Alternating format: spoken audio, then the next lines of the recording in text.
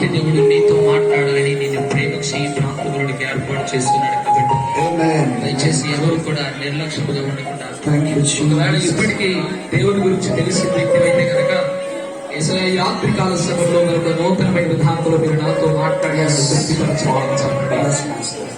లేదు దేవుని గురించి ఇప్పటికీ తెలియని వ్యక్తి అయితే, ఏదో ఒక ప్రాంతంలో ఉండి ఈ మాటలు వింటున్న వ్యక్తి అయితే కనుక, ఒకవేళ ఏ పరిస్థితులైనా రావాల్సిన ఈ ప్రాంతానికి రావాలి అనుకున్నప్పటికీ, ఏ పరిస్థితులకైనా రాకపోయినప్పటికీ కూడా దేవుడు నిన్ను ప్రేమించి నీతో మాట్లాడాలని, నిన్ను ప్రేమించి నేను ఆశపడుతూ ఉన్నాడు. కాబట్టి ఈ రాత్రి ఈ మాట ఆయనతో ఒక మాట నువ్వు చెప్పగలిగితే చాలు. యేసయ్యా నీవు దేవుడు అంట.